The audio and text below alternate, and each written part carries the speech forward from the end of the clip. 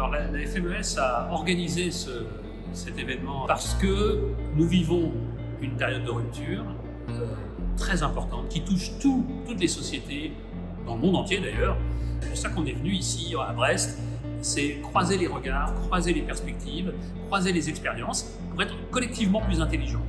On voit bien que les règles qu'on avait établies sont bouleversées, les technologies qui arrivent changent complètement la donne, le multilatéralisme, les règles du jeu dans lequel nous étions, nous, Européens, Occidentaux, et avec les Américains occidentaux, un peu les maîtres de jeu, sont complètement mis en cause partout, y compris par notre allié américain. Il faut qu'on repense qu'est-ce qu'on veut faire, dans quel monde voulons-nous vivre, quelle est notre place dans ce monde, quels sont les efforts, parce que ça demandera des efforts bien sûr. Et derrière nous, autour de nous, on voit de nouveau les États intervenir, les nations intervenir, les rapports de force, les intérêts, etc.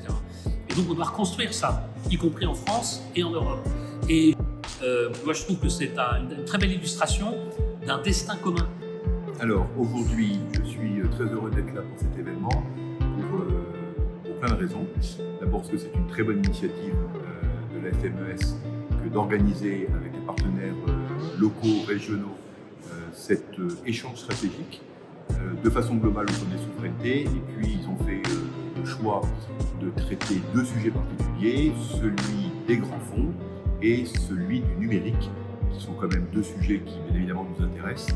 Et donc, comme commandant de zone maritime et préfet maritime, par ailleurs, on a la chance d'avoir un écosystème justement de recherche et d'innovation qui est assez incroyable.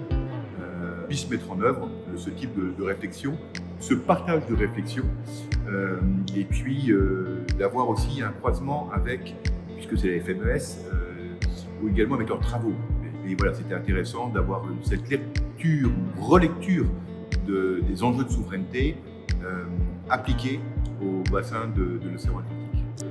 D'abord, on a une palette très large, que ce soit quelques décideurs parisiens ou des entreprises, où justement l'écosystème brestois, Brest Métropole, les écoles, les directeurs d'école sont là, ou même des étudiants, eh bien, ce croisement est toujours intéressant. Alors, celui-ci est un format particulier, assez innovant, inédit. Le thème de la souveraineté est un thème du moment. Au-delà des ressources minérales et de la colonne d'eau, un point qui m'intéresse, moi, responsable du cloud, ce sont évidemment les fibres optiques qui assurent les réseaux de communication derrière et qui sont aussi aujourd'hui cibles de menaces. Au-delà des pipelines, on a bien vu l'affaire du Nord Stream, tout l'impact que ça a géopolitiquement. C'est l'occasion d'échanger entre personnes de très bon niveau sur ces problématiques, en particulier liées au milieu maritime, puisque c'est le thème du sujet. Je suis avec vous aujourd'hui pour la première fois à Brest pour cette journée de la FMES sur les souverainetés. La souveraineté, c'est clé, c'est important. Nous sommes vraiment dans un monde instable et à chaque acte de consommation que nous, Français, nous faisons ou que nos entreprises font, on va toucher une question de la souveraineté. Le transport maritime est souverain et nous remercions ici à Brest l'ensemble des parties prenantes, d'Imica Center, mais aussi des entreprises qui travaillent tous les jours à ces questions de souveraineté, soit par des technologies, soit par des services, soit par une prise de conscience. Si je continue, les câbles de communication, 90%, plus de 99% d'ailleurs, de nos communications passent par la mer, passent sous la mer. Et donc là, on voit deuxième cordon ombilical extrêmement fort, complètement souverain. Et aujourd'hui, à Brest, nous en parlons, parce que c'est évidemment vital.